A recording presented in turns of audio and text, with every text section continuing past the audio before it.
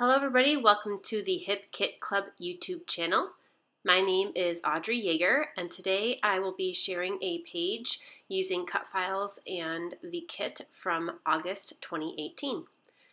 So I am on the Hip Kit Club website and I am going to the cut files page. I have logged in, I've downloaded the cut file I wanted, and this is actually a cut file that I designed. It's called Geometric Roses. And I downloaded the files to my computer, and I am just clicking and dragging the DXF file right to my Silhouette Studio software. So once it downloaded, I just dragged it right into the program. And now I have released the path so that these images are separated, because I'm really just going to be working with the leaves. So I'm going to delete the flowers here and just work with the leaf portions. And I am using a particular piece of pattern paper that comes in the kit this month that has, it kind of looks like a quilting, well, if you're familiar with quilting, it's a log cabin quilting pattern, and it's just strips of different patterns. And I wanted to cut out, there's so many different patterns and colors, I wanted to cut out lots of leaves from these different patterns. So I am working here just with these different size leaves, and I'm trying to arrange them on my software here the way that the strips are arranged on the page. So what I'm not showing you is off to the side of my desk here, I am measuring each width of the certain colors on the pattern paper, and I'm making sure that I am lining up these shapes in the exact same spot. So I'm going to fast forward through this a little bit because it's really just me being picky with exactly where on my grid I am lining up these lines so that they are cut correctly. So I'm just cutting and pasting basically these big chunks of leaves. And you notice I have like kind of a big leaf, some medium-sized leaves, and some small leaves. And because of the length of each of the strips of color on the pattern paper, I'm going to edit these so that I'll take out a couple leaves on some of the strips and leave some leaves in other strips. And I just want to make sure that I don't want the colors to overlap, so I'm really being picky here about my size and where they are. Okay, so once I filled the page with these, here is what they look like cut out. So here's the pattern paper I was referencing, and you can see when I pull that negative piece off, I have all these nice little leaf shapes cut from most of the patterns. I didn't get all the pattern papers.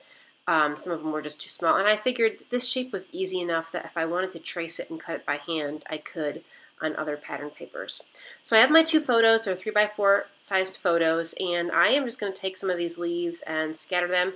This is some pictures of my kids. Every fall in October we go camping in the Adirondacks, and we rent a different cabin, and this was a beautiful weekend there, so that's why I wanted to use lots of bright colorful leaves to kind of symbolize the colors of the fall up in the Adirondacks.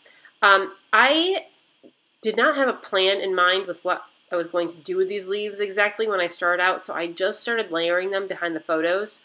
And I kind of like how they have this spray effect off of the photos, because my kids were playing in water, as you can see, so I kind of liked the splash of leaves, so to speak. And I just try to balance the different colors, so balance the number of blues and yellows and greens and pinks and reds. I felt the middle was a little bit empty, so I'm going to try to put a piece of pattern paper down the middle here, which I like, but I don't end up keeping it because I feel like it ends up drawing away too much from the leaf pattern. I do love this piece of chevron paper, but I just wasn't feeling the strip down the middle. And to make these photos stand out a little bit more, I am going to back them with a really dark contrasting paper, so I'm going to use black, which I don't often do. I tend to use, personally, a little bit softer colors for my mats, but I really wanted those photos to pop off the page. Now I'm going to go through, I'm working with all of the kits from the August kit this month. The embellishment kit, the Project Life kit, the what else? The color kit. So I just have all of this kind of piled together on my desk because I continue to craft with it. I don't always clean up between projects, so I just have them in piles. And you can see I have my die cuts out already here. So yeah, I'm just picking through all the goodies now to see what I want to put with my leaves. I picked a sticker and a little chipboard bird, and then I really loved the saying. I wasn't sure if I was going to keep it there or not on the right-hand side, but I kind of like it there, and I'm going to leave it there. Now you can see I took off the pattern paper strips in the background as well. They were just bugging me a little bit, so instead of using the pattern paper, I decided that I was going to do some mixed media. So I'm going to take off all these leaves. I kind of have a general idea of where they're going to be anyway, and I took a picture just in case. I wanted to make sure for certain that I knew where they went. I'm going to add some gesso to the background to start, and just a light coat of white gesso, and then I will let that dry. And then I've gone back and picked out some inklings and some other mists from previous kits. This one is Miner 49er. I love it. It's a gorgeous, gorgeous gold. It leaves such a beautiful sheen. I cannot remember the name of this color. It's kind of a corally spritz, and I don't remember the name. I just wanted, again, I'm going with the fall colors, some of the yellows and the orange, and I even go back in and add a little bit of teal here. I'm not really good with remembering all these paint color names. I really have to look at the lids. If you pause my video, you could probably see what colors these are, but the gold and the teal I end up using are from the August 2018 color kit, and the orangey one there might have been from a couple months ago, maybe June, I don't know, maybe May. So I'm going to just use some watercoloring technique there, throw a couple of splatters on, a couple more of the peachy coral color. And then I'm going to go back and try to add in a little bit of the teal. I wasn't sure at first, but when I mixed it with the gold, it kind of turned a little bit greenish, and I really did like how the green looked. And this is just really, really subtle. You know what? You don't even really end up seeing a lot of this watercoloring when it's done. So a quick dry there with my heat gun, and I'm going to go back and put these leaves back on how I want them. Very similar to how I had them arranged before.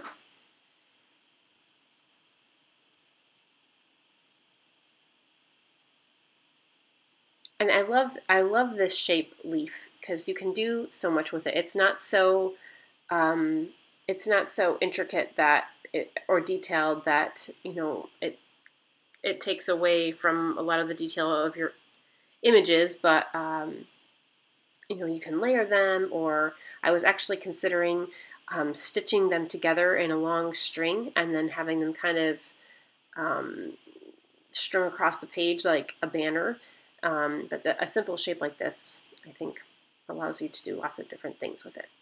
So to add a little bit more interest, I'm adding just a few stamps from the stamp set that comes in the kit this month, and it's just one little, actually I do add a couple of the other leaf shapes too. I'm using like a charcoal ink, so it's not a super dark black ink. It's more like a dark gray.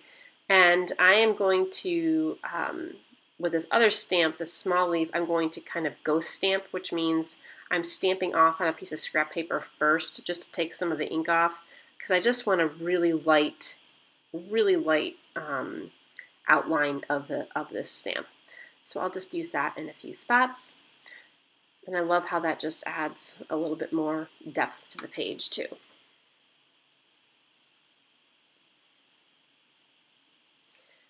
I'm going to go through a couple stickers here and maybe a couple more chipboard pieces. I didn't really want to over embellish, which I thought I could do very easily because there are just so many embellishments that you could add. So I'm going to leave it kind of simple here with stickers and other things. It's already getting kind of busy with all the different colored leaves and kind of the spray of leaves, so I'm not going to do too much more. a little butterfly at the top, maybe a couple other small puffy stickers.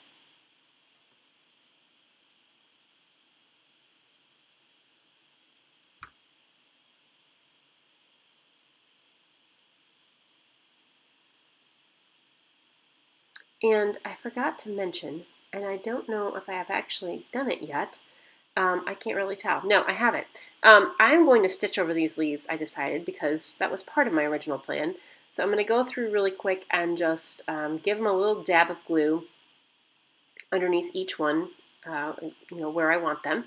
And then I'm just going to go over them with a really simple straight lined stitch. And I think I use it's kind of a moss green thread. You can't even really tell the color of the thread. It's so close to a neutral, it doesn't even look really green. And so after the stitching, I don't really add too much more. I do go back and add 2 of those gold stickers that you can see there on the left. And my camera stopped recording because my video died, but here is the finished page, and you can see most of it's the same except those few little gold bits, and of course the title I added and my journaling. And here are some close-up shots of that machine stitching. You can see the leaves, and I bended up the leaves a little bit just to give them a little bit of texture and depth. So that's it for today's page. Thank you so much for stopping by to watch this video, and have a great day.